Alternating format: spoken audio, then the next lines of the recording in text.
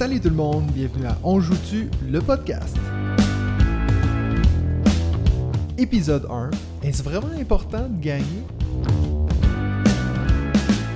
Salut tout le monde, bienvenue à On Joue-tu, le podcast, le premier épisode, donc enfin, après une année de vidéos YouTube, j'arrive avec un podcast. C'est quelque chose que j'ai toujours voulu faire. Pourquoi un podcast? Parce que ça nous permet d'avoir des discussions sur les jeux, parce que souvent, c'est très statique quand je suis devant une caméra à parler, expliquer des règles. J'adore, je dis pas que j'aime pas ça. Mais j'ai toujours voulu avoir plus de conversations avec mes auditeurs.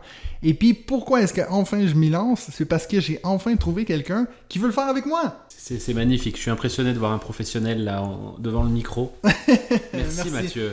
Merci de me référer comme professionnel. C'est la première fois que j'entends ça de ma vie. Alors, comment ça va fonctionner ce podcast-là? Comme je vous l'avais déjà expliqué, à chaque semaine, je vais être là à vous parler de jeux et tout. Et puis, cette semaine, on a Benji, donc moi j'allais dire mon bel ami. Mais ça me touche, ça me touche. Je te le dis pour la première fois en ondes. T'es un beau gars. Merci. Alors, Mathieu. mon bon ami Benji, qui a accepté de faire ces podcasts-là avec moi une fois à chaque 2 semaines. Ça veut dire qu'on va avoir un tournus. La semaine prochaine, il va y avoir un autre invité que je vais vous présenter la semaine prochaine. Alors, je vais laisser Benji parler un peu de lui, puis pourquoi est-ce qu'il a décidé de venir se cacher dans une pièce avec moi avec les lumières fermées. Ce qui devient assez angoissant du coup. Ouais. Merci Mathieu, je suis très content d'être là et je te remercie pour cette invitation, pour cette proposition. Donc je m'appelle Benjamin, je fais des jeux de société depuis... Attends, tu t'appelles Benjamin? Je m'appelle Benjamin, en fait. Mon vrai prénom en entier c'est Benjamin. Ok, bref, désolé.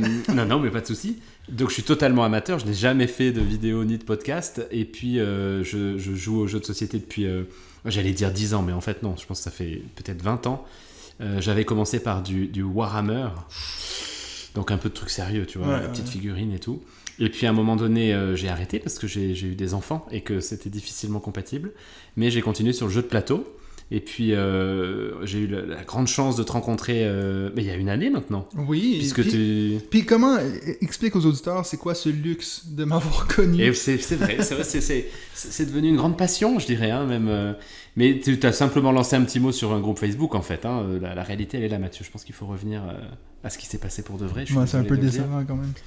Et puis on a fait une première partie. On avait joué à quoi la première fois? Tekken You, c'est et vrai. puis je t'avais mis une branlée. C'est tout à fait juste. C'est tout à fait juste. Une des rares fois d'ailleurs. Je me suis vengé quelques fois par la suite.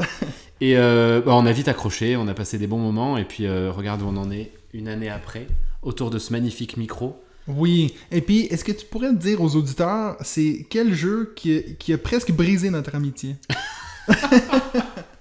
Tu parles de Sight. Oui, un magnifique jeu d'ailleurs. C'est un excellent jeu, tu l'as juste pas saisi à sa complète valeur. Peut-être, oui. Et puis, Benji nous a fait croire, moi puis un autre de mes amis, qu'il connaissait pas du tout le jeu, et puis il voulait faire, ça s'appelle la campagne de Fenris, je pense que ça va être assez chouette, et puis en fait il nous a mis une branlée, excepté pour une, donc... Oui, j'ai quand même perdu une fois. Shout out to Hugo, qui a quand même gagné une fois une partie. Mais on a passé d'excellents moments. Oui, bien sûr. D'ailleurs, il faudrait peut-être refaire cette campagne. Je crois que j'ai brûlé le jeu. Ah, c'est vrai, c'était le mien. Première chose que j'aimerais te demander, Benji, qu'est-ce que tu as découvert dans les jeux de société récemment? Ok, alors le premier jeu dont j'avais envie de vous parler, c'est un jeu qu'on a redécouvert ensemble la semaine dernière, c'est les Hauts Fourneaux. Les Hauts Fourneaux, je vais juste checker les auteurs, c'est Ivan Lachin. Qui est un jeu que j'ai découvert cet été, qui est une relocalisation d'un jeu qui s'appelait, excusez-moi pour l'accent, mais c'est Furnace. Oh! Furnace. Tu veux dire Furnace? Ou Furnace, peut-être. Furnace, c'était un accent un peu particulier. Un super jeu qui se joue assez vite. On a fait une partie, c'est quoi, une demi-heure, je pense. On était 4. Ouais, sans les explications, je pense. Ouais, mais les explications se disent assez rapidement. C'est en gros de la gestion de ressources et puis de la construction d'un mécanisme avec des cartes. Le système se joue très bien, se joue très vite. Moi, j'ai même fait jouer mon fils de 9 ans. Alors, bon, il s'est pris une petite branlée, mais il a bien aimé le principe.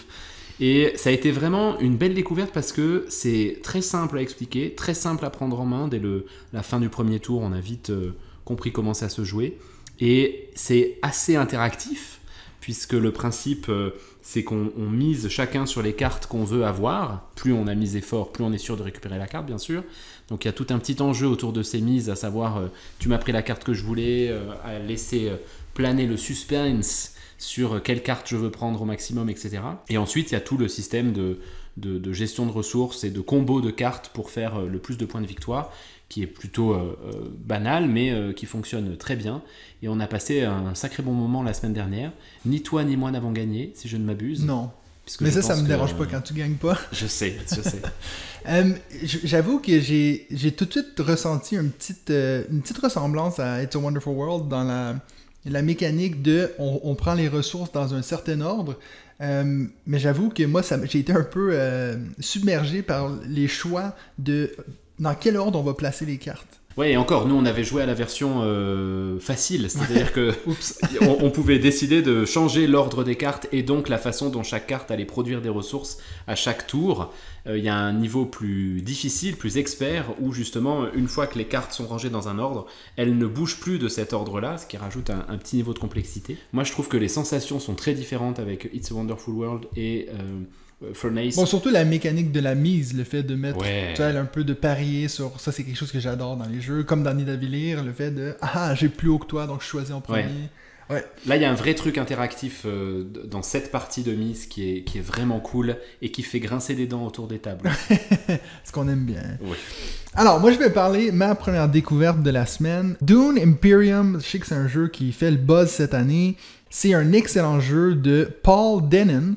D'ailleurs, c'est drôle parce que quand j'ai acheté Dune Imperium, j'ai aussi acheté Clank sans savoir du tout que c'était le même... Je savais pas que c'était les deux mêmes. Ouais, c'est le même. Okay, puis en fait, quand tu joues aux deux jeux, tu vois qu'il y a clairement beaucoup de ressemblances.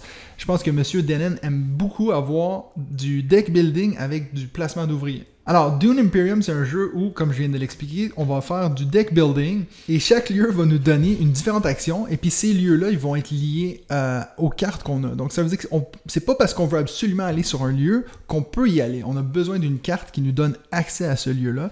Donc, j'avoue que c'est très intéressant cette mécanique de... c'est pas simplement parce que tu as la meilleure carte dans le jeu que tu vas tout de suite gagner aussitôt que tu la sors, non, parce qu'il faut qu'il y ait un genre de tournus de nos opportunités de lieu, en plus de toujours essayer d'améliorer notre deck, ce qui est bien sûr très commun dans les deck building. J'avoue que moi, la thématique Dune, ça me dit absolument rien. J'ai jamais vu le film, j'ai jamais lu les livres. Je pourrais même pas dire c'est quoi le pitch de l'histoire. J'ai aucune idée. Je sais qu'il a l'air d'avoir un désert puis de l'épice. C'est pas mal tout ce que j'en sais. Voilà, c'était le résumé de Dune par Mathieu. Je pense que... Voilà. Par contre, j'ai très hâte de voir le film de Denis Villeneuve parce que c'est un génie. Plus ça que parce que j'ai une attirance pour Dune. Bref, tout ça pour dire que moi qui est quelqu'un qui est très attiré par l'esthétique d'un jeu... J'avoue que ce jeu-là n'a rien fait pour moi, mais les sensations en jouant, j'ai été très fan de ce jeu. J'ai d'ailleurs fait une partie avec toi, Benji, la semaine passée. Puis toi, t'en as pensé quoi? Parce que je sais que t'as fini dernier, il me semble. Salaud, d'accord. Donc on balance les choses comme ça, ok. Effectivement, j'ai fini dernier. C'était ma première partie. Alors, contrairement à toi, j'ai lu Dune. J'attends par contre, comme toi, avec impatience le film. J'avais entendu parler du jeu puisqu'il a fait le buzz effectivement tout l'été. La couverture m'attire beaucoup, je la trouve très belle. Le jeu sorti, je le trouve beaucoup moins beau. Et j'avoue que j'avais du mal à... Surtout le plateau est vraiment pas sexy du tout, quoi. Mais bon, ça c'est juste des considérations purement esthétiques. Moi, je suis un grand fan de placement d'ouvriers. Je pense que c'est vraiment la mécanique que je préfère. Deck building, j'aime bien, mais par contre, je suis souvent nul. Donc, je m'étais dit, le mélange des deux, ça va peut-être pas être très brillant pour moi. Ça n'a pas été très brillant pour moi. En revanche, je trouve, comme tu le dis, que cette mécanique de deck building pour placer tes ouvriers, ça, c'est la première fois que moi je voyais ça. C'était vraiment original. Ça combine très très bien. Le jeu est vraiment bien construit. On a passé un bon moment. Il est pas simple parce qu'il joue assez rapidement en fait. Hein. Je sais pas, on a fait 9 tours ou 10 tours. Je sais même pas si on a fini le 10e tour. On a fait 9 tours, je crois. Mais parce que le principe, c'est ça, c'est d'arriver à 10 points ou de finir les 10 tours avec les 10 événements, enfin ce qui correspondra à des événements. Et à 4 joueurs, on commence déjà tout sur la case 1. Donc oui, tu as raison de dire 9 manches. Par contre, une chose qui m'a quand même marqué, c'est qu'on est tellement habitué, justement, comme tu dis, toi qui es fan de placement d'ouvriers, on fait un Tekkenu, un Teotihuacan, les scores, ça va être 166 à 152. Puis c'est vrai que quand un jeu, que c'est premier à 10, l'importance des points C'est est clair. tellement... ça prend une envergure tout autre. Mais c'est sûr que là, et d'ailleurs c'est là-dessus que je me suis fait avoir, moi j'étais en train de planifier de faire 4-5 points sur le tour d'après, bien sûr, comme d'habitude, et puis le temps que je fasse ces 4-5 points, bah, les autres avaient déjà fini. Chaque point vaut très très très cher, ils sont pas simples à aller chercher ces points, même si au début on peut avoir l'impression que si. Je pense notamment aux guildes par exemple, il y a tout un système où on monte sur des guildes, et puis là on peut faire des points de victoire, mais en réalité c'est pas si simple, il y a toute une mécanique avec le combat là à faire où on peut aller décider de mettre des soldats de notre garnison pour aller combattre l'adversaire. Donc c'est un jeu qui est aussi très interactif, hein. On a bien piaillé les uns sur les autres pendant les combats, mais effectivement une très belle découverte. J'aimerais vraiment en refaire une et puis prendre ma revanche. Ouais, mais bon, d'ailleurs, toi qui disais que tu n'avais jamais fait un jeu avec ces doubles mécaniques, ça me vient à l'idée, en fait, tu n'as jamais fait une partie de Clank non plus. Pas encore. Ouais, mais ça, c'est à faire. Pas encore, mais comme tu le sais, c'est notre projet pour l'année. Ouais, c'est vrai. Mais c'est vrai que moi, je dirais que j'ai une petite préférence, je crois, pour Clank. Je sais pas si c'est à cause de la mécanique ou à cause de la thématique, mais si je devais choisir un des jeux de Monsieur Denon, je pense que je prendrais Clank. Donc oui, je te le ferai découvrir une fois, comme ça je peux... Mais Clank, t'as aussi cette double mécanique de deck building et de placement d'ouvriers. En fait, de bouger, c'est une ressource additionnelle. Ça veut dire que ça te prend des pas pour pouvoir avancer sur le plateau. Par contre, c'est pas une carte qui est liée à un tel lieu. Donc oui, c'est vrai que c'est peut-être c'est peut-être un petit peu moins stratégique, je dirais. Peut-être plus accessible aussi. Mais ouais, en tout cas, la thématique m'attire clairement plus. Donc ça, c'est sûr que moi qui est quelqu'un qui joue beaucoup pour les thématiques, ça serait mon choix. Ça, ce sera une discussion à avoir une fois. Oui. Ce que j'ai trouvé assez intéressant dans Dune aussi, je sais pas si c'est que je l'ai pas encore trouvé ou quoi, mais dans les deck building, mes potes bons joueurs m'ont toujours appris que ce qu'il fallait pouvoir vite faire, c'est épurer ton deck et c'est virer des cartes. Et ça, dans Dune, j'ai pas beaucoup vu la possibilité d'épurer le deck. J'ai le souvenir qu'il y a au moins une action pour le faire, bien sûr, mais c'est à peu près tout. Ce qui fait que moi, à la fin, je me suis retrouvé avec un gros deck que j'ai jamais vraiment réussi à épurer. Donc là, il y a peut-être quelque chose que j'aimerais bien aller rechercher la prochaine fois qu'on joue. Clairement, à refaire. Est-ce que tu as une autre découverte à nous présenter cette semaine, Ben? Yes. L'autre découverte, c'est Apogée. Alors Apogée, je pense que y a pas grand monde qui le connaît encore parce que c'est un Kickstarter. L'auteur, c'est Sergio Matsumoto. Et puis j'ai eu la chance de recevoir mon pledge parce que j'avais pris un pledge Deluxe et que la boîte qui a produit ce jeu, qui est une petite boîte française, a envoyé dans un premier temps tous les pledges Deluxe aux gens qui avaient pledgé, ce qui fait que les gens qui n'ont pas pris le Deluxe ne l'ont pas encore reçu. Et puis je crois que même ils ont un peu de retard avec les difficultés liées au transport dans le monde en ce moment. Ce jeu, je l'ai backé pour la thématique. Purement parce que je suis même pas allé voir exactement les mécaniques qu'il y avait dedans. C'est un jeu de construction de fusée. J'ai vu le truc sur Kickstarter, j'ai trouvé ça superbe, je l'ai backé, c'est un thème qui me parle énormément. Ensuite, je l'ai oublié, comme tous mes Kickstarter. Et puis, je l'ai reçu, c'est ma femme qui l'a reçu. Ma femme n'est pas du tout fan de jeux de société. Elle me déteste cordialement pour la place que prennent les jeux de société dans la maison. Et là, elle m'envoie un message en disant « T'as encore reçu un carton ?» Donc moi, je m'attendais à me faire engueuler. Et elle ouvre le carton et elle me dit « Par contre, ce jeu est magnifique. » Donc je me suis dit, soit c'est une blague, et puis en fait, elle veut me quitter le soir, ce qui n'a donc pas été le cas. Soit il y a vraiment un truc particulier. Et en fait, ils ont fait un package où quand tu ouvres ton carton, dedans, le jeu est emballé dans un espèce de tissu qui est le même tissu avec lequel les astronautes empaquettent leur bouffe et leurs affaires. C'est génial. Une espèce de truc argenté. Là. Donc déjà, tu as ce truc-là. Tu l'ouvres, la boîte est magnifique. Le matos, c'est très simple. Hein, le jeu est assez simple en lui-même, puisque je crois que les enfants peuvent y jouer. Je ne l'ai pas encore testé avec les miens, mais le principe, c'est de construire ta fusée.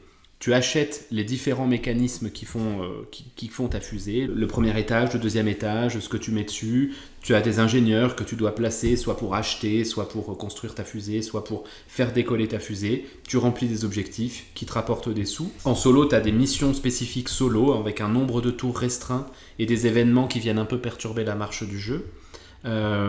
C'est très simple, mais ça se joue très bien. C'est hyper thématique, ça colle parfaitement à ce qu'ils ont voulu faire. Et j'ai vraiment passé un super bon moment. Il y a en solo, je crois, 8 ou 10 missions. Je me réjouis de les faire. Là, en ayant fait 2 parties, je n'ai absolument aucune idée de comment on peut faire la dernière mission, qui a l'air vraiment ardue. Et à plusieurs, je pense qu'il y a moyen de queener aussi un petit peu parce que tu vas aller te piquer les événements qui rapportent des sous, tu vas aller chercher des ingénieurs, mais les autres vont te les prendre avant. Enfin, c'est vraiment une belle surprise. C'est un jeu qui n'a pas beaucoup fait parler de lui pour le moment. J'espère que ça va plus fonctionner pour eux dans les prochains mois parce que ouais, j'ai passé un super moment tout seul dimanche dans mon salon pendant que les enfants dorment. Bon, peut-être que grâce à ton message, il y a plein de gens qui vont aller... J'espère. Vraiment, si vous aimez les constructions de fusées, en plus le jeu, je le redis, il est vraiment très très beau. La direction artistique est vraiment magnifique. Et en plus, j'avais pris un all-in qui n'était pas un all-in très cher. Donc j'ai une belle nappe. Donc, là, on est d'accord que les gens qui ne backent pas me prennent pour un taré. Mais tous ceux qui sont sur Kickstarter savent ce que ça veut dire. J'ai une magnifique nappe sur laquelle je pose mon jeu qui est juste magnifique. Alors, je vais parler, moi, de ma deuxième découverte de la semaine, qui était le jeu Lueur. Donc, je sais que je suis un peu en retard. Ce jeu-là, il a cartonné partout en Europe au mois de février. Donc, c'est un jeu de Cédric Chabouzy, qui a aussi fait Shaman, un autre jeu que j'étais assez fan cette année. Alors, Lueur, c'est un jeu où on va devoir incarner un personnage qui vit dans un monde qui est plongé dans l'ombre.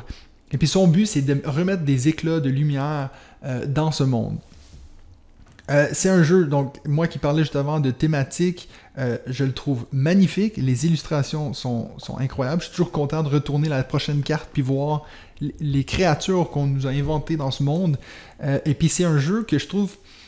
Bon, moi je suis peut-être un petit peu moins expert dans mes jeux de société que toi, Benji, mais moi mon public cible quand je fais des jeux, c'est des gens qui aiment ça jouer, mais qui connaissent pas tellement de jeu, donc c'est le fun d'avoir quelque chose qu'on peut expliquer en 10 minutes. On a compris comment jouer, puis t'as pas besoin de réfléchir pendant 2 heures sur tes actions. Et puis Lueur, je trouve qu'il rentre directement dans ce sweet spot-là on l'explique rapidement, ça tourne vite, et puis on pourrait refaire une partie si on veut. Après, avec les explications, on est peut-être autour de 45 minutes. Mais c'est un jeu qui est magnifique. J'ai fait, je pense, 4 parties depuis que je me le suis acheté. Ma femme, elle l'adore. Donc, c'est quelque chose qui attire beaucoup, je pense, aussi à l'œil. C'est ce genre de jeu un peu comme Everdell où, quand tu le vois sur une table, tu dis « Ah, moi, j'ai envie de tester ce jeu. » Puis ça, j'adore avoir ça dans ma ludothèque. Toi, tu le connais pas, hein, je vois, non, ton regard. Je suis en train de chercher dans ta ludothèque où il est. Je l'ai trouvé là, à côté de Nidavellir. Mais ouais, il était complètement passé sous mes radars. Et j'ai aucune idée de ce dont ça parle. Par contre, effectivement, il est très, très beau. Ouais, donc comme je dis, si vous êtes quelqu'un comme moi qui achetait des jeux comme si c'était une œuvre d'art, surtout qu'il y a une chose que j'ai trouvé assez cool, c'est qu'on a une petite histoire que techniquement on devrait lire une nouvelle étape à chaque fois avant une manche, donc ça rajoute un élément narratif. Je pense que c'est quelque chose que toi t'aimes beaucoup. Moi je suis pas trop non plus narratif, mais bref, il y a cette option-là. Et puis en plus de ça, après mes 4-5 parties, je me suis rendu compte qu'il y a aussi un autre côté au plateau de jeu c'est un genre de mini-extension que tu peux jouer d'une différente façon. Donc, je suis en amour avec ce jeu-là. Il y a des bonnes chances qu'il va finir sur ma liste top 10 de l'année. Parce que, à ce point-là? Ah oui, non. Bon, en même temps, j'ai pas énormément de jeux dans ma ludothèque qui sont sortis cette année. Mais pour le moment, il est clairement dans mes top 3 de l'année. Ah ouais, punaise. 2001, ouais. Ok. Il faut qu'on l'essaye alors. Ouais, clairement. Tu veux qu'on arrête le podcast puis on peut-être on fait une pause.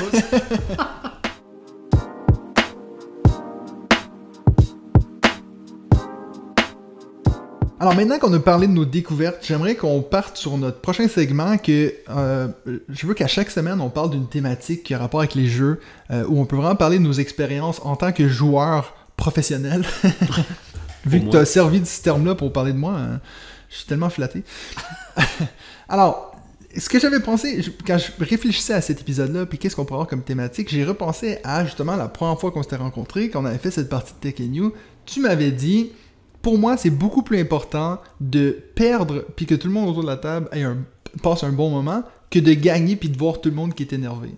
Puis, déjà, c'est pour ça que je voulais qu'on parle de l'importance de gagner dans un jeu. Ouais.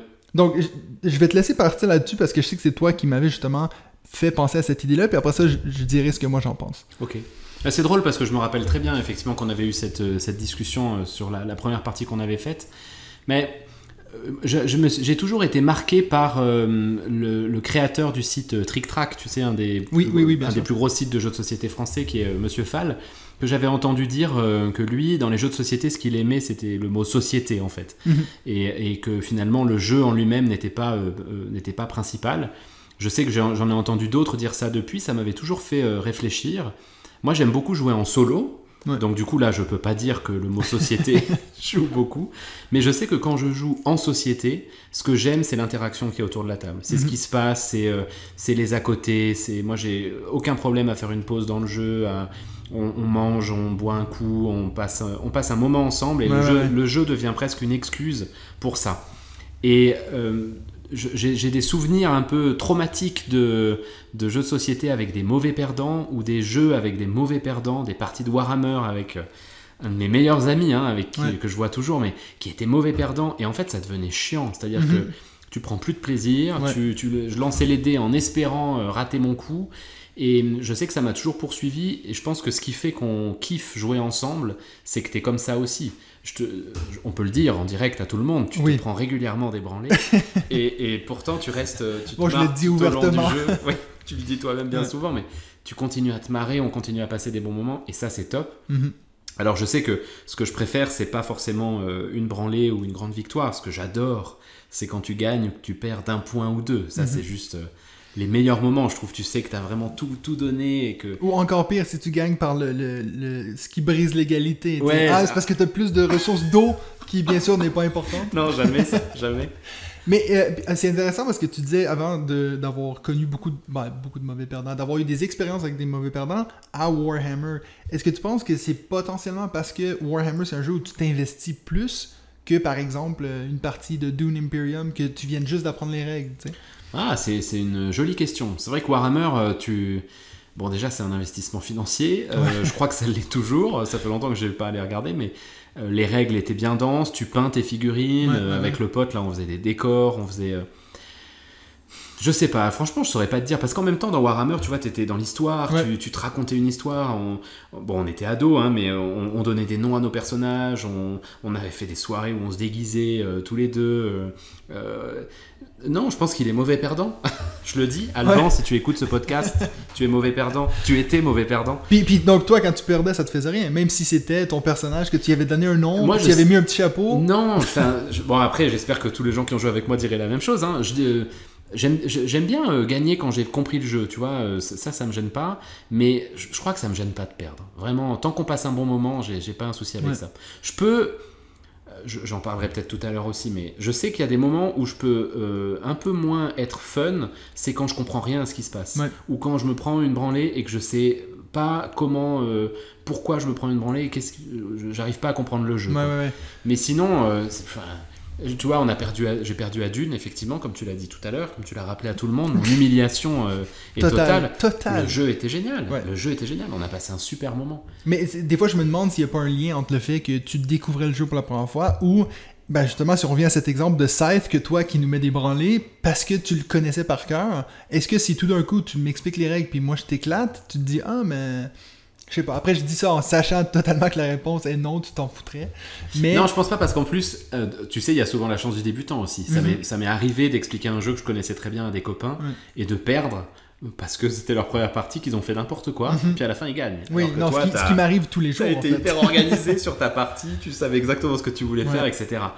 Mais non, je pense qu'à Scythe, un moment, donc on peut peut-être le raconter, on a fait la campagne Fenris, on s'est rencontrés là-dessus. Et moi j'avais déjà fait quelques parties de Scythe, en plus je l'avais téléchargé comme application, j'y jouais vraiment beaucoup, ça a été un moment où j'ai vraiment beaucoup joué à ce jeu, qui est, je persiste à le dire, qui est extraordinaire, Mathieu. Et il y a des moments où j'aurais aimé que tu gagnes, parce que je sentais que du coup tu prenais de moins en moins de plaisir partie après partie. En fait, moi c'est aussi très rare que je vais être mauvais perdant, puis ça m'avait justement marqué, parce que je commençais vraiment à plus avoir de plaisir. Et puis je pense que c'est peut-être un peu ce qui est un peu dommage avec ces jeux en campagne où on fait des scénarios qui se suivent. Des fois, j'ai l'impression que après 2-3 parties de suite que j'ai perdues, je suis déjà un peu désavantagé face aux autres quand, de base, je suis pas bon à ce jeu. Donc, c'est vrai que je pense que si on avait toujours recommencé des parties de Scythe normales, sans participer à la campagne, peut-être que j'aurais eu plus de chances de victoire. Peut-être que c'est dans mon monde imaginaire que je pense ça. Ouais, je pense pas. Ou sinon, le deuxième scénario où je vais commencer à me fâcher, mais ça dépend vraiment des joueurs autour de la table, mais ce que moi je déteste, c'est... J'ai plus de peine, je pense, avec un mauvais gagnant. Quelqu'un qui va vraiment te le mettre d'en face. Et puis, J'ai malheureusement beaucoup trop d'amis comme ça. Tu sais, des gens qui vont dire « Ah oui, mais de toute façon, c'est toujours moi qui gagne. » tout. Puis bon, c'est de toute façon à la blague. Mais après un certain moment, quand ça devient... tu le vois que ça fait presque partie de leur identité. Telle personne gagne tout le temps. Ben, s'ils commencent à perdre, là, tout d'un coup, ça devient les pires mauvais perdants parce qu'ils ont une réputation à un peu tenir, tu sais. Alors que moi, je m'en fous, tu sais. Ok, tu gagnes tout le temps, c'est drôle, on passe à autre chose. Mais donc, ça, c'est la première chose où des fois, je vais m'énerver. Ou la deuxième chose que je suis pas capable, c'est quand on a un jeu où quelqu'un est en train de gagner, si, par exemple, par miracle, c'est moi. Donc, je suis en train de gagner, et puis là, d'un coup, il y a le gars qui est deuxième qui commence à dire à toutes les autres, regardez, il est en train de gagner, juste pour que tout le monde se rallie contre moi, tu sais. Ah, oui. Après, c'est pas la fin du monde, mais je me dis tout le temps, genre, si moi j'avais fait ça à toi, t'aurais pété un plomb. Ça, c'est le Kingmaker. C'est ça. Ouais, c'est justement le terme que je cherchais. Mais on n'avait pas fait ça avec Clément à Merv. Oui. Je crois oui, on avait fait ça. Si Clément écoute ce podcast. Oui. Je crois Alors, qu'on avait désolé Clément. Mais je pense que c'est aussi... Je comprends ce que tu veux dire, mais à mon avis, si tu mènes une partie, vous l'avez fait avec Hugo face à moi sur Fenris, tu vois, faut aussi t'attendre à ce que les autres se lient contre toi pour pas que tu gagnes. C'est vrai. Si c'est à chaque fois, je comprends que ce soit pénible. Mais si la personne qui le fait, tu l'aimes déjà pas d'avance. Alors oui, mais là, faut pas jouer avec. Ça, c'est clair. C'est clair. Ce qui est bien, c'est que ce podcast va permettre de faire le tri dans tes amis. Oui, je pense. Mais c'est pour ça que j'ai pas donné de nom, toi. Moi, je suis pas comme toi, je balance pas des noms comme ça. Moi, je balance. Donc, la question que je voulais envoyer à vous, chers auditeurs et auditrices, c'est est-ce que vous avez des expériences de mauvais joueurs? Donc, on parle ici de gens qui ont gagné de façon peut-être pas très honorable ou même de perdre puis qui ont un peu gâché l'ambiance dans une soirée. Racontez-nous ces histoires-là, puis moi, la semaine prochaine, je vais revenir sur vos réponses et puis on va voir s'il y a des gens qui ont vraiment des histoires d'horreur. Donc, pensez à ça, puis écrivez-nous à l'adresse jouton@gmail.com. Oui, malheureusement, il y a quelqu'un qui m'a pris onjoutu@gmail.com. Si tu écoutes ce podcast, s'il vous plaît, j'aimerais beaucoup plus avoir cette adresse-là. Mais donc, je vous le répète, c'est jouton@gmail.com, donc JOUETON, tout d'un mot, @gmail.com. Et puis racontez-nous ces histoires-là, et puis nous, on va les partager en ondes. Bien sûr, écrivez-le si vous voulez que ce soit anonyme. Si vous voulez pas, comme Benji, balancer tous vos amis, c'est à vous de voir.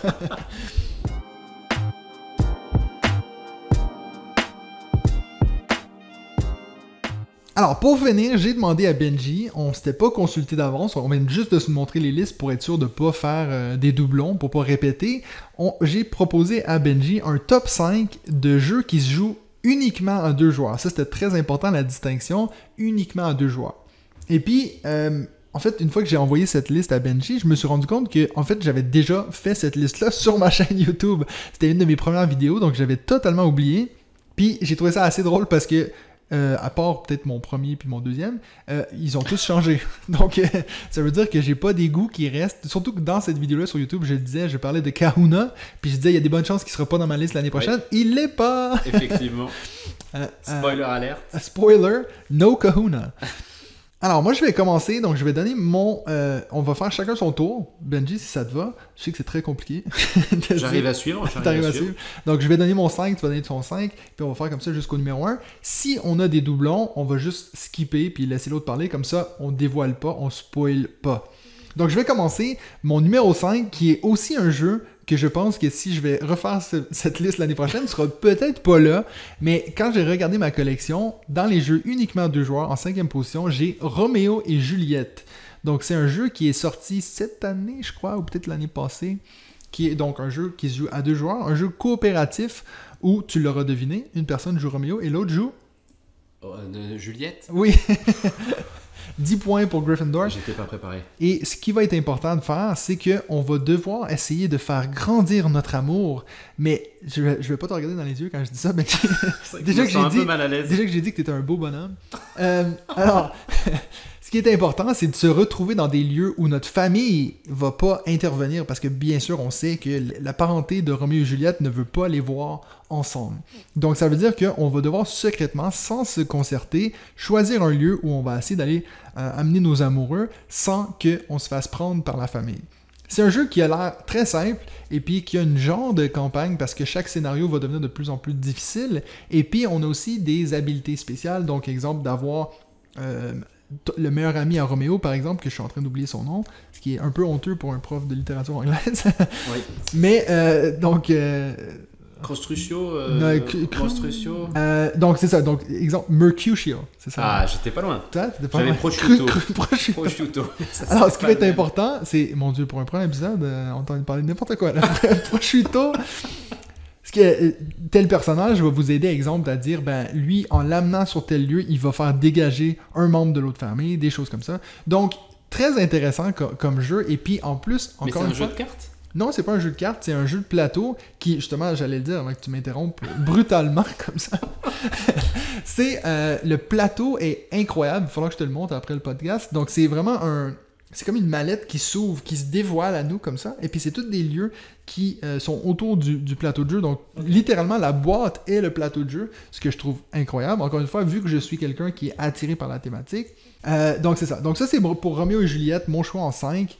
C'est un peu aller n'importe où, ce choix, mais voilà. Donc, Roméo et Juliette, un très bon jeu coopératif qui fait grandir notre amour.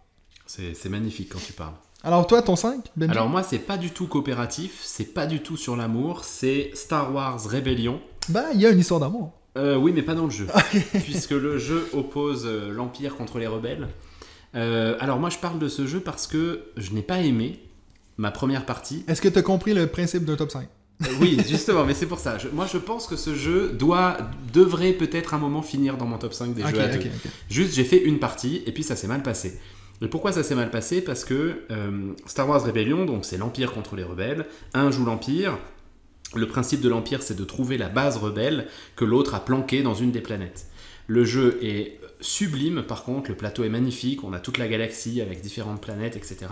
Il y a des petites figurines des vaisseaux de l'Empire et des vaisseaux rebelles, donc ça c'est assez cool à jouer. Et puis il y a des mains de cartes. Et ces mains de cartes sont des événements qu'on peut faire comboter les uns avec les autres et qui peuvent ruiner une stratégie en un coup.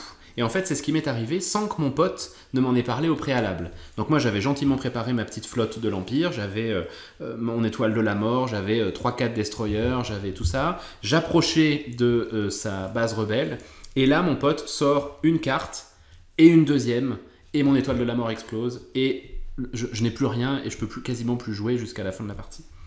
Et ça, je m'y attendais pas. Et ça m'a fait une sensation, alors on parlait tout à l'heure d'être mauvais perdant, là pour le coup, pendant quelques minutes de jeu, en fait le jeu m'a gonflé parce que je me suis dit, mais ok, si je peux pas me défendre contre une attaque, à quoi ça sert de jouer quoi. Et on a longuement discuté avec mon pote de cette sensation, parce que Star Wars Rebellion, c'est quand même un gros hit de l'année. Il est 8ème sur Board Game Geek, je crois. Mais ouais, il est vraiment génial pour beaucoup de joueurs. Et en fait, je pense que quand on joue à ce jeu, il faut, avant de le jouer, juste que chaque joueur ait conscience des coups un peu tordus qui peuvent être sortis dans les cartes et des combos de la mort qui peuvent être sortis. Parce que, en fait, il y avait une façon de se défendre face à ce combo-là, et c'était simplement d'avoir plein de petits TIE Fighters pour combattre le mec qui allait faire exploser l'étoile de la mort. Ce que ton ami ne t'a évidemment pas dit. Absolument pas. Alors qu'il le savait, le salaud. Tu veux encore balancer son nom? Non, je vais le garder. Olivier. Mais il le sait, on en a vraiment beaucoup parlé, et en fait, une fois qu'on a parlé de ça, on s'est dit qu'il fallait en faire une deuxième partie, parce que je pense que c'est un super jeu, vraiment. Il a le potentiel pour l'être. Et il y a des moyens de combattre ces combos de cartes, et en plus moi de l'autre côté j'avais aussi la possibilité de lui envoyer des combos dans la figure, juste que j'ai pas été assez bon pour le faire. C'est un excellent jeu, c'est un très bon jeu d'affrontement, c'est hyper thématique. Il faut avoir du temps pour le jouer, hein. C'est 3 heures de jeu à peu près, donc il faut devant soi avoir les playlists de John Williams et une bonne soirée. Mais je sais que c'est un super jeu, et donc je pense que quand on refera un top 5 dans un an, et que j'aurai refait une partie, il sera en tout cas dans le top 5.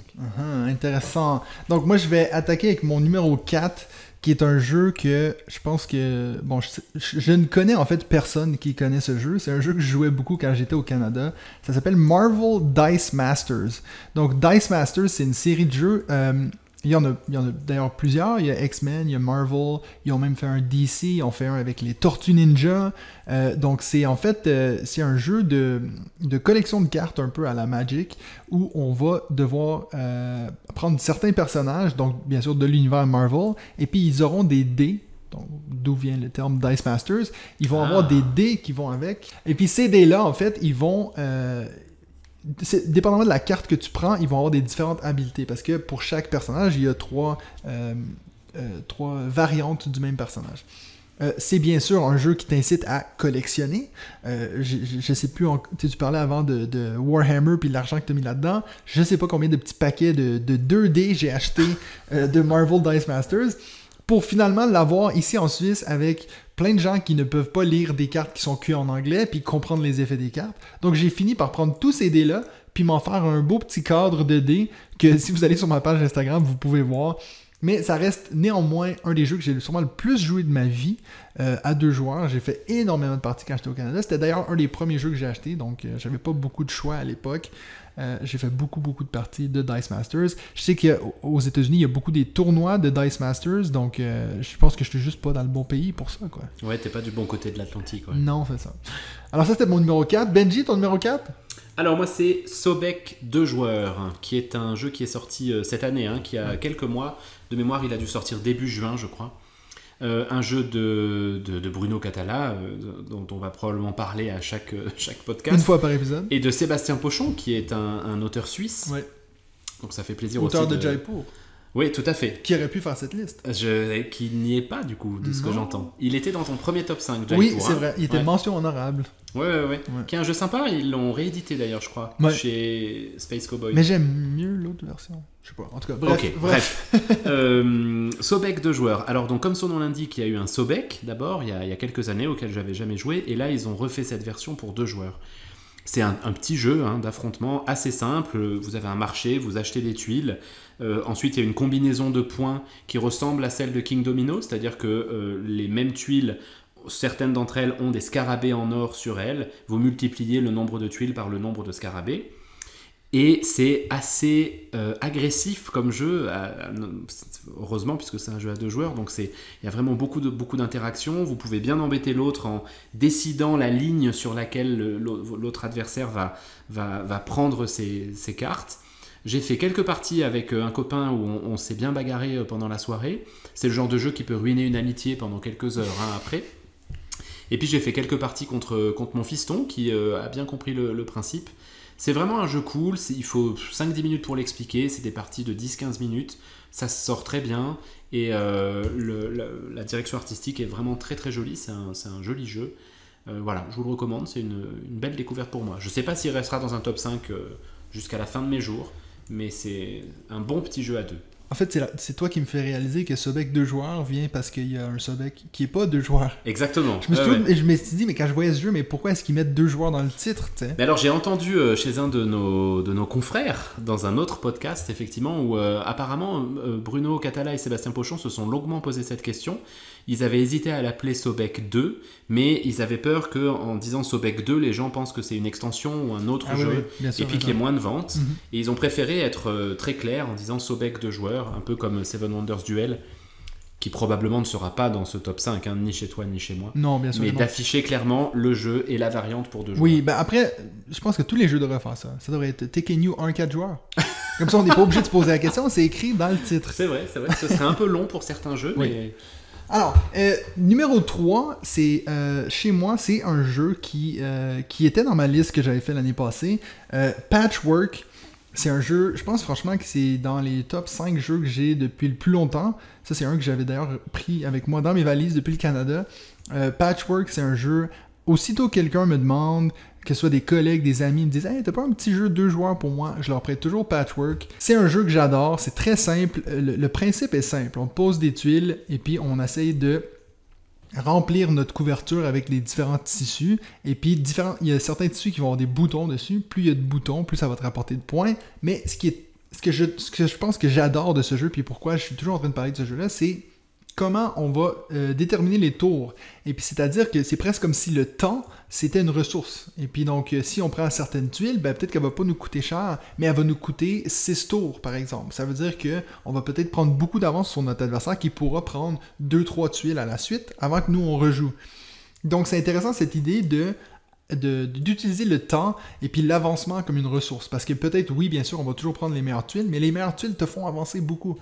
Donc à la fin, tu vas avoir beaucoup de bonnes tuiles, mais tu n'en auras pas pris beaucoup. Et puis vu qu'à la fin, tu as des malus pour chaque case que tu n'as pas rempli sur ta couverture, ben ça peut te faire très mal. C'est d'ailleurs ce que je me suis rendu compte parce que les 2-3 premières parties que j'ai fait, j'étais dans les malus. Ça veut dire que j'ai fini avec un score de moins 30. Puis c'est drôle parce que souvent je vois les gens sur Internet, sur des groupes Facebook, écrire des messages, je dis est-ce qu'il y a quelque chose que je fais de pas correct? Je finis des parties je gagne à moins 10 parce que mon adversaire il a moins 30. Mais c'est comme ça, c'est que les gens n'ont pas encore compris la mécanique parce qu'une fois que tu as compris, c'est là que tu commences à faire des scores de 30 points au-dessus du zéro. Donc Patchwork, un jeu que j'adore. Puis lui, franchement, je pense qu'il va rester dans mon top 5 pendant très longtemps. C'est un jeu auquel j'avais joué il y a 15 ans, je pense. C'est possible? Oui, c'est assez vieux, je pense. Non, 10 ans, alors peut-être. Je vais regarder l'année pendant que tu parles de ton ouais. Et en fait, c'est vraiment le genre de jeu, je n'y serais jamais allé. Comment aller vers un jeu avec du tissu et des boutons? Et effectivement, quand t'en parles, ça me donne envie d'y rejouer. 2014, donc non. Donc pas du tout 15 ans, du coup, hein, à peu près 7 ans. Mais c'est vrai que tu as très raison, puis je suis content que tu l'aies dit, parce que c'est vrai que c'est pas un jeu qui vend du rêve. Quand tu regardes la couverture... clairement. C'est pour ça que souvent, quand je disais que les gens me demandent des suggestions, puis je montre ça, ils font « Mais t'as pas autre chose? » Je suis comme « Non, mais essaye. » Mais tu le vends bien, là, ça me donne envie d'en refaire un. Ouais. Alors, ton 3 à toi? Alors, mon 3 à moi, c'est Objection. Que je connais pas du tout. Alors Objection, c'est un Kickstarter que je n'ai pas, que j'ai joué chez un copain. C'est un jeu de Mike Nade et Samuel Bailey. Objection, comme son nom l'indique, c'est un jeu de jugement. Tu es dans une cour de tribunal et le principe c'est de faire comboter des cartes pour modifier les jurés et gagner des jurés à ton avantage. Ouh. C'est un jeu qui peut être, si tu as envie d'être mécanique, il est hyper froid. Parce que le principe, c'est simplement de faire comboter des cartes à ton avantage. Mais, je sais pas, on a passé une super soirée avec mon pote sur ce jeu-là. On s'est pris vraiment au jeu. T'as un petit peu de narratif sur chaque carte. Donc, on s'est mis à déclamer les mots qui étaient sur les cartes pour combattre l'avocat adverse. Tu dois essayer de convaincre des témoins, tu dois récupérer des témoins. T'as des affaires plus ou moins sordides qui sont là-dedans. C'est vraiment... Ça se joue bien, il faut 30 à 45 minutes, peut-être un peu plus de mémoire. On a passé un super moment. Je sais qu'il est en vente libre maintenant, vous pouvez l'avoir dans vos boutiques. Et franchement, je vous le recommande. C'est un super jeu. Sur une thématique en plus que je trouvais assez originale. J'ai pas c'est clair. D'autres jeux de ce niveau-là. C'est justement quand tu dis de devoir parler à des jurés et tout, c'est là que j'ai fait c'est là que ça m'a intéressé. Ouais. C'est vrai que moi j'adore les jeux sur des thématiques pas possible. Mais là, ils ont réussi parce que, encore une fois, hein, franchement, si vous voulez pas vous intéresser à la thématique, vous pouvez. Hein, ça peut être un jeu purement mécanique de combo de cartes. Mais ils ont bien réussi à coller cette mécanique au thème et vous pouvez passer un bon moment sur le thème aussi. Objection. Parfait. Alors, ça c'était pour Objection en 3e position pour Benji. Alors, ce qui est assez particulier, c'est que mon numéro 2, c'est ton numéro 1, et puis ton numéro 2, c'est mon numéro 1. Exactement. Fait qu'on va juste sauter les numéros 2, et puis directement passer au numéro 1. Donc, je vais commencer. C'était mon premier dans la liste sur ma chaîne YouTube. Ça va être le premier à mon funérail, je pense. Le meilleur jeu 2 joueurs, et puis je suis prêt à me battre pour ça, parce que j'ai vu que toi, tu l'as pas mis en 1. Seven Wonders Duel. Avec ou sans extension, version de base, que tu aies tous les petits goodies qui vont avec, c'est le meilleur jeu 2 joueurs. Donc toi, tu l'as mis en 2e, Benji, puis on va revenir à ta décision horrible. Mais Seven Wonders Duel, c'est un jeu... J'ai fait, donc déjà juste en présentiel, je dois avoir fait au-dessus de 50 parties de ce jeu-là. En plus des 350 parties que j'ai fait sur Board Game Arena, à chaque fois, j'ai l'impression que je prends des chemins différents.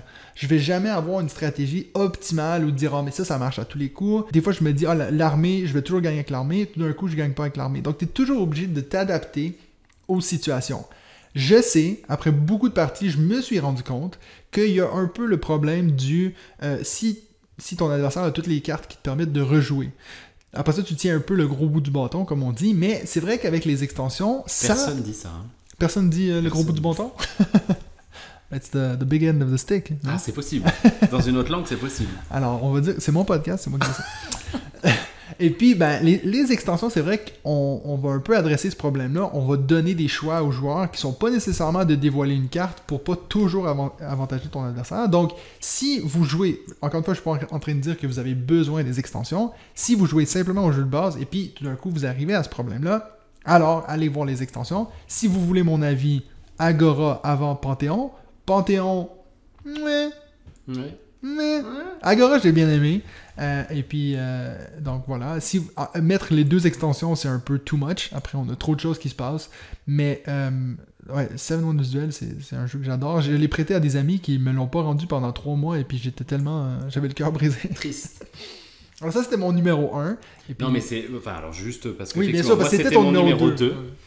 En grande partie parce que je savais que ce serait ton numéro 1 et qu'il fallait un peu quand même différencier. Ça reste un super jeu, je suis entièrement d'accord avec toi. Moi, j'ai pas testé Agora encore. J'avais regardé ta vidéo et puis ça fait longtemps qu'on avait dit qu'il fallait en tester un. Donc on en est à 4 jeux qu'il faut faire à la suite de ce podcast. Il faut vite finir. Ouais. C'est un super jeu. C'est évident que c'est un super jeu. Moi, ce que j'aime le plus, je pense, c'est cette mécanique de retourner les cartes, de cartes cachées, de cartes visibles, parce que ça rajoute vraiment un élément supplémentaire dans la partie. C'est mon deuxième, parce que le premier est mieux. Puis je sais que donc ton numéro 1, Benji, c'était mon numéro 2, donc je vais te laisser en parler en premier, puis après ça je vais te dire ce que j'avais à dire. Mon numéro 1, c'est Star Realms. Peut-être que toi tu le dis différemment avec l'accent anglais. Si on le dit comme il faut, c'est Star Realms. Voilà, c'est ça.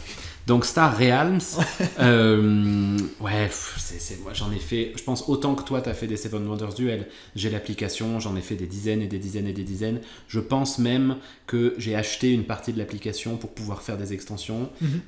J'ai acheté toutes les extensions qui existent. J'ai une très belle boîte pour garder mes cartes dedans. J'en ai fait des dizaines avec des copains. C'est le jeu que il faut 10 minutes pour faire une partie, ça va très très vite. J'adore, je le trouve très simple à prendre en main. Les extensions sont intéressantes, elles rajoutent des petits challenges supplémentaires. Je sais qu'il y a même une extension solo, mais là pour le coup je ne l'ai jamais joué celle-là. Il a un truc en plus par rapport à Seven Wonders Duel, c'est, je le trouve... Seven Wonders Duel, t'as pas envie de refaire une partie tout de suite. T'as pas le temps, ça dure 20 minutes, 30 minutes parfois. Star Realms, t'as fini une première partie, t'es obligé d'en faire une deuxième, de toute façon. Parce que t'es obligé d'avoir la revanche. Et puis ensuite, t'es obligé d'avoir la belle. Et puis ensuite, t'es obligé de refaire une manche. Et t'en sors comme ça va vite. C'est une merveille, ce jeu de cartes, pour moi. C'est vraiment... Ça a été ma découverte du deck building. Ouais, moi aussi. Et j'adore. Mais et comme tu disais, c'est drôle parce qu'on parlait de deck building avant avec Dune, et puis toi tu disais que tu trouvais ça difficile de liquider ton jeu. Puis c'est vrai que je trouve que celui-là c'est un de ceux qui le fait le mieux, de vraiment, t'es toujours en train de optimiser. En fait, c'est triste à dire, mais je sais pas si un jour il y aura un meilleur système de deck building que ce jeu, parce que c'est du deck building, c'est l'essence du deck building même. La seule raison que moi je le mets en 2, parce que je le dis depuis le début de cet épisode, thématique. Pour moi, les petits vaisseaux, déjà de 1, je suis pas trop espace. Et puis de 2, je trouve que même les dessins en tant que tels, le graphisme des cartes, c'est peut-être parce que c'est un vieux jeu, je sais pas. J'ai jamais pas aimé une partie de Star Realms. J'ai toujours adoré, mais c'est justement pas un jeu qui m'attire. Je le vois dans ma ludothèque, d'ailleurs il est caché à quelque part parce que la boîte est tellement petite. Mais c'est pas un jeu que justement c'est drôle parce que tu disais que ça te donnait envie de faire une partie avant, on parlait de ça, puis maintenant ça me donne envie de faire une partie de Star Realms, donc il faut le rajouter sur la liste. Mais est-ce que t'as essayé, il y a une version de Star Realms pour des héros, hein? Ouais, dans un monde un peu fantastique. Alors j'ai pas essayé, puis j'avoue que j'ai même pas réfléchi. Je crois que c'est exactement le même principe, hein. C'est vraiment si c'est la thématique qui t'embête. Alors, franchement, c'est une bonne idée, peut-être. Après, je pense que quand tu dis que c'est le meilleur jeu de deck building, les gens qui sont fans de Dominion... Ils vont péter un plomb. Oui, d'ailleurs, je n'ai jamais joué à Dominion, il faut que je le dise. Donc, ne me brûlez pas dans les commentaires. Mais à 2 joueurs, en tout cas, je connais pas d'autres jeux de deck building aussi bien ficelés que celui-là à 2 joueurs. Ouais. Après, je pense que on pourrait avoir une autre thématique entière là-dessus, mais je sais pas si toi ça t'arrive d'avoir des jeux que ça fait tellement longtemps que tu n'as pas joué que tu te dis j'y jouerai jamais. Mais pour moi c'est ça Dominion. Alors moi je refuse de me dire ça parce que sinon je suis censé les vendre ceux-là en fait. Puis toi tu l'as. Du coup non, Dominion je l'ai pas. Okay. Je l'ai joué avec des copains, mais pour le coup je le trouve tellement laid. Tellement moche ce jeu, ça a jamais été un grand kiff. Mais par contre je comprends qu'on aime, et c'est un très beau deck building, et les gens disent que c'est le premier deck building à vraiment avoir construit cette mécanique. Donc, Et puis, donc, c'est ça. Donc, ça, c'était nos listes de top 5 meilleurs jeux exclusivement à 2 joueurs. Puis, c'est vrai, comme tu le disais, Benji, avant, je sais plus si tu as dit ça en ondes ou pas, mais c'est vrai que c'est beaucoup plus difficile que je pensais faire une liste de ça, parce que malgré tous les jeux dans ma ludothèque, il n'y en a pas beaucoup qui se jouent que à deux. Ouais, je suis d'accord avec Qui toi. se J'ai du mal jouent. aussi, ouais. Donc ça, c'est un beau québéquisme. Mais mine de rien, il y en avait 2-3 autres quand même dont on n'a pas parlé. Il y en a 2, moi, dont je voulais juste jeter un mot. Ouais. C'est Twilight Struggle et Dual Powers. Parce que c'est 2 gros jeux à 2 joueurs qui me font envie depuis des années. Et Mais que t'as j'ai jamais joué. essayé, Ouais. que j'ai pas dans ma ludothèque. Mais Twilight Struggle, je sais plus s'il est 2e ou 3e Sur BGG, sur BGG. Donc ça, c'est des gros jeux à 2. Il y en a un, c'est la guerre froide. Ouais. L'autre, c'est la révolution de 1917 en Russie, je crois. Les 2 me font bien envie. Et puis il y en a un autre qui me fait envie, c'est Nicodemus, qui va sortir dans pas très longtemps, qui est dans l'univers d'Imaginarium de Bruno Catala et je sais qu'il y a un co-auteur, mais je me demande si c'est pas Nicolas Siriex ou quelque chose comme ça. Et là, ils ont fait un truc pour 2 joueurs. Je sais pas si tu connais Imaginarium. Ben, je connais de nom, mais j'ai jamais joué. C'est un univers artistique très original, très particulier. Ouais. Le jeu en lui-même, c'est... alors, je l'ai joué il y a longtemps, mais de mémoire, c'est de la gestion de ressources et puis de la construction d'engins à partir de cartes. Et là, ils sortent une version pour 2 joueurs qui va sortir en fin d'année. Et j'avoue que je l'attends avec assez d'impatience et je pense que celle-là, je vais l'acheter.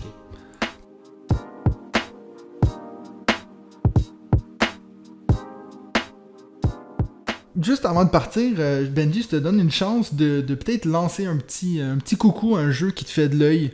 Quelque chose qui ces temps-ci, t'as pas encore joué, tu sais pas si ça va être bon, mais tu te dis, Il y en a pas mal. Alors, juste un. ouais, parce que le temps passe. Non, il y en a un qui me fait beaucoup d'œil, c'est un Kickstarter qui va sortir à la fin du mois de septembre, c'est Voidfall. C'est le prochain Mind Clash Games qui a fait Anachronie. Tu connais Anachronie? J'adore Anachronie qui, pour tout de suite le dire, est probablement mon jeu préféré. Ben, il est sorti premier sur ta liste top 9. Exactement. C'est aussi eux qui ont fait Tricerion, et là ils font donc Voidfall, qui est le... Ouais, non mais Enfin, moi j'achète quasiment tous leurs jeux, je suis un grand fan de cette boîte. Et en plus Voidfall, alors du coup tu vas peut-être moins apprécier toi de ton côté, mais c'est un jeu a priori 4X, donc a priori comme site, et en plus qui se passe dans l'espace. Alors moi ça c'est 2 choses qui me font rêver tout de suite, donc c'est très probablement un all-in qui va partir fin septembre. Je l'annonce à mon épouse pour l'informer que nous ne partirons donc qui pas va en sûrement vacances pas écouter un podcast en octobre. de 1 heure. probablement pas. Alors, Voidfall, Voidfall. c'est le 28 ou le 29 septembre sur Kickstarter. Ok, donc vous pouvez regarder ça sur Kickstarter. Moi, je vais juste rapidement parler de Great Western Trail Second Edition. C'est un jeu que ça fait longtemps. J'ai un de mes meilleurs amis sur Board Game Arena qui me parle tout le temps de Great Western Trail, comme quoi c'est son jeu préféré. Et puis, moi, je trouve que la couverture est tellement pas belle. Les 3 gars qui regardent dans la distance. Fait que c'est pour ça que quand j'ai vu qu'elle allait avoir une nouvelle édition, je me suis dit, je vais même pas essayer l'ancienne, puis je vais tout de suite embarquer sur la nouvelle. Donc ça, c'est un jeu que j'attends avec impatience. Les 2, on était confus, on pensait que c'était un Kickstarter, finalement, ça l'est pas. Écoute, ouais, moi j'ai effectivement entendu que ce serait un Kickstarter tous les ans, puisqu'ils vont faire une boîte par an là. Avec des et suites. Puis on a eu une info comme quoi ce serait en boutique, donc à voir. Bon, tant mieux. Moi qui Mais n'ai pas trop c'est Kickstarter comme toi, je pense que ça fait tu t'y es mis depuis quelques mois là maintenant. Ouais, ben moins que toi. tu es rentré dans les portes de l'enfer. Et puis juste avant aussi de partir, je voulais juste vous glisser un mot sur un jeu. Donc, c'est rare qu'on m'envoie des jeux gratuitement pour que je fasse des reviews et tout. Donc, je voulais quand même en parler, glisser un mot, parce que c'est un jeu suisse. C'est des créateurs suisses, 2 frères suisses qui ont lâché leur job. Ils ont tout arrêté pour commencer une boîte de jeux de société. Ça s'appelle A Viking's Tale. Donc, c'est un jeu que vous allez retrouver sur Kickstarter à partir du 7 septembre. J'ai fait une vidéo. Donc, si ce podcast sort vendredi, je l'ai fait mercredi. Donc, vous pouvez aller voir sur ma chaîne YouTube. A Viking's Tale, je vous le présente. Je vais pas prendre plus de temps sur le podcast pour en parler. J'en parle dans la vidéo. Vous irez voir. Mais c'est un joli projet de 2 créateurs suisses. Donc, si vous voulez aller voir ça sur Kickstarter, puis que vous aimez la thématique des Vikings, ben... Oui. Toi, t'es content, toi? Oui, mais j'avais pas prévu d'autres Kickstarter au mois de septembre. Ah, mais c'est un tout petit. Dieu. C'est un tout petit, puis c'est des Suisses. Fait que... Ok, il faut leur faire plaisir. Alors, on va regarder ça. On va regarder ça de près, et puis on va vous en reparler la semaine prochaine de est-ce que finalement on a décidé de le backer ou pas? Voidfall, à voir, à suivre. Un peu de suspense. Mais je pense que non, je pense qu'il est en train de le backer pendant qu'on parle. Non, c'est dans un mois. Alors, pour finir, n'oubliez pas de nous écrire vos réponses à notre question. Donc, racontez-nous vos histoires. C'est quoi vos pires expériences de mauvais joueurs? Donc, soit des mauvais gagnants, des mauvais perdants. Et puis, tant qu'à y être, profitez-en pour nous écrire aussi à nous vos listes de top 5 jeux à 2 joueurs. Ça nous intéresse bien sûr, puis comme ça la prochaine fois qu'on revoit Benji dans 2 semaines, on va pouvoir en parler de ces listes-là, puis on va pouvoir voir tous les gens qui m'ont insulté parce que je connais pas Dominion. C'est bon? Faites-vous plaisir. Ben, merci beaucoup Benji, et puis nous on se revoit la semaine prochaine pour un autre podcast de...